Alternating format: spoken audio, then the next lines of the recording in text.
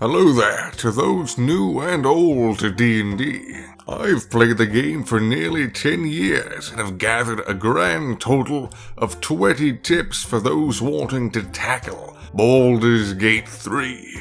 All to assist you as you make your perilous journey across the Sword Coast. If any of these tips prove useful, just one person pressing the like button gets the video shown to countless other different people who might need it. So drop a like if you'd like to. And without delay, let's begin. Intelligence isn't a dump stat in Baldur's Gate 3. While intelligence is the standard dump stat in D&D if you aren't a wizard, there's one exception. Mind flayers and their minions are able to decrease your intelligence. I'll let you figure out what happens when it reaches 0, but if you want to avoid finding out, you might not want to start out with 8. Drop Charisma. From playing Larian Studios' masterpiece series Divinity, I can tell you that the amount of enemies that use mind-controlling spells are extremely rare for the purpose of balancing fights. Charisma, not intelligence, is how you resist control spells like Dominate Person. Watch your weight. Your strength and size determines the amount you can carry and lift, which can be troublesome even if you're not planning on using heavy armor. If you're a small race with low strength, such as a gnome or halfling, you might not be able to wear medium to heavy armor without becoming over-encumbered, which brings a host of penalties to you. Be wary of using fire weapons or spells. Fire damage is the most resisted damage type in all of Baldur's Gate 3 and Dungeons & Dragons as a whole. Not to mention, plenty of enemies are immune to the damage, so maybe think twice about becoming too invested in fire magic. Yet, if you truly wish to embrace your inner pyromancer, I suggest you take the elemental Adept feat to bypass resistance to fire damage. For a better alternative, it's best to use spells that deal either force, thunder, or lightning. While they might not deal as much damage as, say, a fireball, they'll be more useful in your game, as these damage types are the least resisted, especially force damage. Bludgeoning and piercing damage that are from magical weapons are some of the best ways to consistently get damage that enemies aren't able to resist or counter. You've noticed I left out slashing, right? Slashing is not only the most resisted type of damage of weapons, but against ooze foes, they are particularly an inconvenience. Swinging a slashing weapon at certain types of slimes may just make them split into two, and not the way you want. If you've heard that martial classes are nothing compared to spellcasters, you've got another thing coming for Baldur's Gate 3.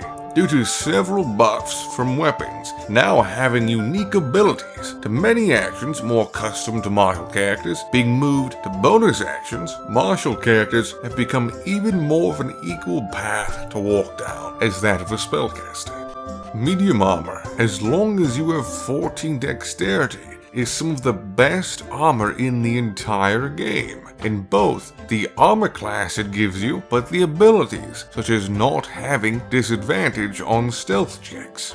Heavy armor only slightly beats medium armor in armor class, but that not only requires expensive heavy armor, but it also is just a difference of 1 AC. What if I told you that being prone was a good thing? Well, that's exactly what it is for ranged characters. When prone, all ranged attacks on you are at disadvantage. In D&D, what I always used to do was hide behind good cover while prone, standing up and going back to prone after every series of shots. Yet, it doesn't seem like the developers will be adding a free action to make yourself prone. So is all hope to play a proper sniper lost then? Well, if it was, of course, it wouldn't be on this list. As not to worry, I have a neat little trick. If you or an ally cast the spell Grease at your desired cover, at the end of every turn, you can fire your attack, run into cover, slip on the grease, and become prone until your next turn. When it's your chance again, you can just stand up, run out, fire, run back in, and repeat. If any foes fire their arrows or sling their spells, they'll all roll at disadvantage. And if you're at a good position, a higher position, they might not even be able to see you to target you. Buff spells that require concentration are highly effective compared to average buff spells that don't. Because of this reason, there is no way to concentrate on 2 spells at once, but there's somewhat of an exception. For concentration spells that can be targeted at one single friend or foe, sorcerers are able to augment them with their twin spell Metamagic to affect 2 targets. This way, a sorcerer can cast haste on 2 allies while keeping his concentration on the both of them, or alternatively, he can cast Dominate Person on 2 enemies. I've been in more arena battles than I can count. By arenas, I refer to D&D combat sessions which are purely combat. In these, I have learned one thing above all others. There is a hard mode and an easy mode to Dungeons & Dragons. How you turn easy mode on and off is doing one thing. Having a paladin. Paladins at level 6 gain an ability called Oath of Protection, which gives all allies within 10 feet, or in the case of Baldur's Gate 3, 3 meters, a bonus to their saving throws equal to the Paladin's Charisma modifier. This overall boosts the chances of the average player passing a saving throw up to 25% to every saving throw if they have high Charisma. If you have a Wild Heart Barbarian and a Paladin on the front lines, they will not be defeated.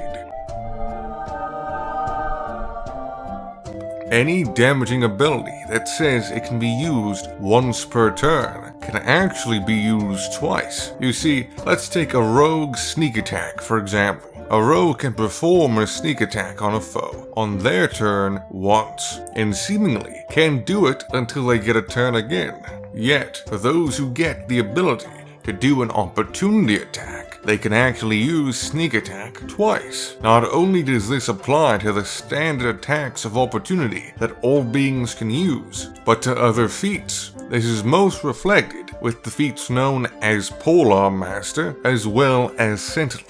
Don't feel that you're useless if you can't always use your bonus action for something. I've ran games for newer players who have faced a great deal of concern at the sight of their allies constantly using bonus actions, while they, oftentimes a caster or more straightforward martial, can have the feeling of being left in the dust. I can assure you that if your character cannot consistently use a bonus action, that whatever you use your base action for likely is oftentimes stronger than someone's base action that can always use a bonus action. And if you feel that you are still left in their wake, you can always look into feats to gain ways to use your bonus action. When you're making a party with your friends or collecting companions, it's best to understand class rest dynamics. Certain classes require long rests, while others require short resting. This can be a big deal, an extremely big deal. If you're playing a short rest class such as a warlock, monk, or fighter, and the rest of the party just has abilities that reset after every long rest, you're in a pickle.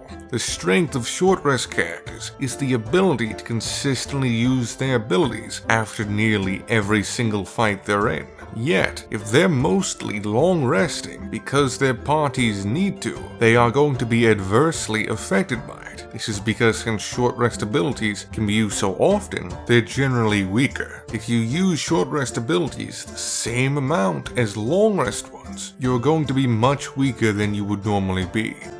For tanking, there are 2 routes that can be taken for those that wish to tank, or well, simply not die. The first is to increase your armor class as high as you possibly can. This will make you what is called a dodge tank. While you'll be the absolute hardest to hit on the battlefield, this brings both a blessing and a curse. The AI in Baldur's Gate will target the weakest link, and in their eyes, that's who has the lowest armor class. You may yet live due to the sheer tankiness you possess, but can you truly be considered a proper tank if all of your allies are dead because of it? The alternative to that is what I call a soak tank. Their job is to soak in as much damage as they possibly can, all to prevent any of it from being targeted at their more fragile allies. This means, of course, that they need to be somewhat lower AC. This will prompt the AI to target them, and thus save their friends from being harmed too much. The best ways to do this is to have a way to resist damage, such as Barbarian's Rage, and wielding a 2-hand weapon.